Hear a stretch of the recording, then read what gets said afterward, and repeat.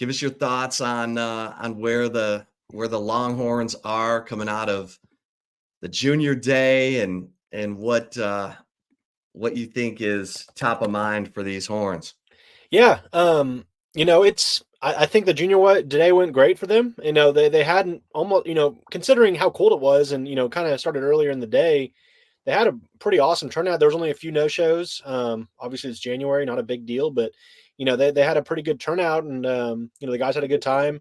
I think they're riding that momentum. They got a couple commitments out of it with Racing Guillory and Lance Jackson. And yeah, and then this week, to close out prior to, it's funny, like it seems so kind of slow recruiting wise, but National Signing Day is next Wednesday. Not that it really matters much for Texas, but yeah, so the coaches have been out on the road. We've seen Sark and Jeff Banks, Tashard Choice. They've been out in Georgia and Florida. They saw Emery Winston, Texas's tight end commit. They saw Brandon Brown, the defensive line commit yesterday. Over in Florida. Then I just saw a picture up before we got on here, Sark's in Mobile. So would imagine he's probably stopping by the Senior Bowl, seeing those guys. And then KJ Lacey in Saraland, which is just a little bit north of Mobile. So yeah, they've been busy. I think this is the last week the coaches can be on the road until mid-April. And so, we'll go dead in February. So no visits throughout the next, 4 weeks or so after this weekend. And then, it'll pick up with spring practices and into the spring games and all that good stuff. And then the second transfer portal window, which should be pretty fascinating to see what happens there. So overall, Texas, I think they're number 11 right now at last check in the recruiting rankings for 2025. We're kind of keeping an eye on, are they going to go after another, defensive lineman in the portal? Jabbar Muhammad went to committed to Oregon. So, do they still feel like they need to bring in another cornerback? So there's some questions we're still looking at as we close out 2024, but for the most part, it's kind of been just turning the page to 2025. Yeah. With Jim Harbaugh going to the Chargers, do you think they're going to look at Michigan and see if any of those players will want to move on and come down to the 40 acres? Yeah, I'm curious to see. It's interesting because the new defensive line coach Kenny Baker, I don't think he's really been able to, or really had a chance to, do much in terms of recruiting yet. So that could be something. Obviously Michigan has a really strong defensive front. I think there was some buzz earlier in the week about a guy following Sark in Texas football. Like, his name's completely escaping me. You guys might have it on you. Kenneth Grant. Yeah, Kenneth Grant. Obviously Mason Graham's another guy everyone loves. But I mean, those guys aren't in the portal. I think it's interesting kind of seeing the difference between this and in Alabama, and that Michigan, they had Sherrone Moore ready to go. He was announced as the next head coach, and then with Alabama, I mean, it only took a few days to get Kalen DeBoer in place, but it looks like it's gone a lot more seamlessly for Michigan than it did Alabama. And I think that's also a testament to, how ingrained Saban was into the culture, into Alabama football. Obviously Harbaugh did great things with Michigan, but, Saban, obviously, he's got a statue outside Bryant-Denny for a reason, but, yeah, so, we'll see if guys pop in the portal. I'm sure Texas is I still think, that they're going to need another defensive lineman. I think that's, especially after losing DeAndre Robinson. You bring Tia Savea in. Obviously, that's a huge, huge thing. But, again, probably need another body there, I would think, if you're asking me. And then cornerback again, we'll see. I know everyone will probably love Will Johnson, but I think that's more of a. I don't think that's going to happen. But that'd be the one cornerback on Michigan's roster. You'd look at and be like, man, that'd be a big pickup. Yeah, that dude is a monster. Yeah. All right, so too early to get any kind of reaction yet from the Brandon Browns of the world on the hire of Kenny Baker. Yeah. So I actually talked to him last night, or I messaged with him. He keeps a pretty low profile. I have him in my DMs, but I asked him, because that picture Brandon Brown posted was obviously with just Sark, Jeff Banks, and I think Choice. So no Kenny Baker in the photo. So, I reached out to him, how are things going? Because a big reason he committed to Texas was Bo Davis. I mean, he's never visited Austin. He liked what Bo Davis was doing. Very fair. And he said, he talked about them. He said it was tough with Coach Davis leaving, but that he really likes the coach they hired. He said he's a great coach. He said he's still committed. He's just taking it one day at a time. So he wants to get to know Kenny Baker. So he's still giving. He's not just backing out of Texas's class. I don't think many people would fault him if he did. He committed for Coach Davis, obviously, but I think it'll help once he gets out to campus and visits. And kind of sees the whole program, gets in person, face to face with the new defensive line coach. And another interesting thing is he was supposed to be at junior day a couple weeks ago, but he does like travel basketball and he goes like all over the country. I was talking to his mom about this. And so he's going to be at a tournament in Houston and Dallas in late March, early April. So I think he's going to get out to Austin for one of those weekends after he has a chance. So, a really good player. Obviously, we're going to see Texas try to hang on to him. But I wouldn't be shocked, if we see him on taking visits elsewhere and, probably LSU, I would imagine would get involved for him with Davis and the in-state schools. He's actually a Florida legacy too. So, it's going to be one of those recruitments, Texas, if they want to keep him, they have to, keep at him. What is there? And Johnny Nansen, any, you've had a little bit of a chance, not much, the month of January, to see any impact from him in terms of recruiting? Yeah. Actually, when we were catching up with everybody after junior day, he was kind of the one coach, we kept hearing their name brought up. Obviously you talk about Sark and, each position group's different. They talk to their position guys, but, Nansen, we talked to a lot of guys about, especially linebackers. I think one kid in particular, Riley Pettijohn, who's, that borderline 5-star linebacker from McKinney. He absolutely loved him. And, Jordan Scruggs has written, we weren't really sure, if Texas would drop for Pettijohn after Jeff Choate left, that was kind of the connection there. But it seems like, bringing in Nansen has only helped with Pettijohn.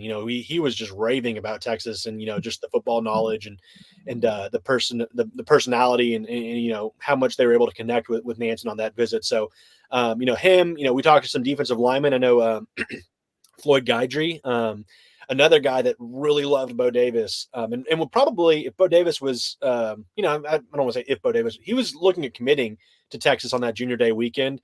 He's going to hold off, probably wait another few weeks. But we caught up with him afterwards, and I asked him, obviously, Dave, with Bo Davis being gone, he was like, he was obviously, I love Coach Davis, but I love Texas, the program, and so that was one I think Texas really helped them with, and he talked to Nansen, who obviously has a background coaching defensive linemen. So it seems like he was a pretty versatile recruiter that day. And, the guys seemed to really like him. We saw him walking over to Moody with a bunch of recruits before the Baylor game. And, everyone was having a good time. So it sounds like he's been a real positive addition on the staff, both from obviously the coaching standpoint, but especially recruiting as well.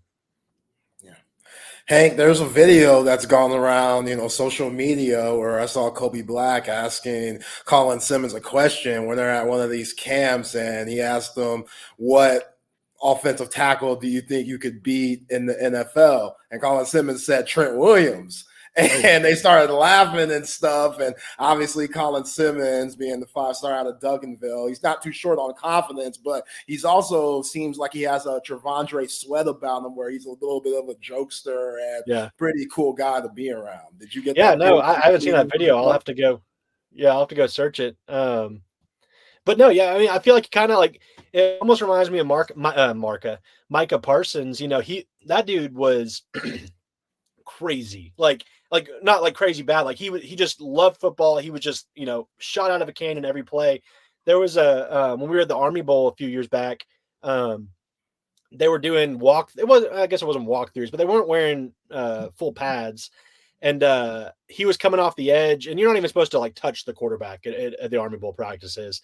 And Phil Jerkovich was the quarterback, and it's viral somewhere, but he just lit him up, and it got really quiet in the Alamodome. Everyone was like, what was that? And he's just like going a million miles per hour. But you got to have a lot of confidence, and who knows? Maybe in a few years, I can't imagine Trent Williams is going to probably still be around playing when Simmons gets to the NFL, but maybe he will end up, getting taking him one-on-one. That could be like a really good NIL opportunity though. Like maybe like sometime in the off season, like line them up in a one-on-one. Like, I don't know. That'd be a fun thing. I don't think Colin Simmons wants them problems yet. Eventually, but not Yeah, now. yeah. No, that's funny though. I'll have to look up that video. Oh yeah, it's hilarious. All right. So, any more thoughts on Lance Jackson, who committed Yeah, no, defensive line? yeah, I think he's a really exciting addition. He was a guy that, Jordan Scruggs has been all over. We figured he was going to end up at Texas at some point. We didn't think it was going to be this quick, especially when you don't have a defensive line coach in place. And that was before Kenny Baker was announced. But a guy that's a really versatile kid. He's kind of more. He could really be a guy that could put on. He has the frame to put on more weight. Could probably move inside if they needed him to. I think this will be a really important defensive line class. In terms of adding some guys there. You only have 2 high school signees right now coming in this cycle. You got you can always lean on the portal, but he could be a guy they could do a few different things with. Deciding what they want to do. But really exciting kid, great motor. He uses his hands really well. I really like his tape, and obviously he's got a pretty good pedigree. His brother's a standout player at Arkansas, and he started at LSU and now at Arkansas. But a kid that there's a lot to like. I think he has a really high ceiling. Winter workouts have started about a week and some change. Anything that you've heard from any of the early enrollees standing out, or just anybody in general that's coming back for the 2024 season, Hank? Yeah, not yet. I haven't. I to be honest, I haven't really dug much into that on my end. With recruiting stuff happening. But Chip might obviously be. Chip or Jeff probably have some more on that. I haven't heard much on my end though. Yeah, that's gonna be fun now that the coaches are off the recruiting trail and can actually observe these guys. We'll have some stuff on that coming up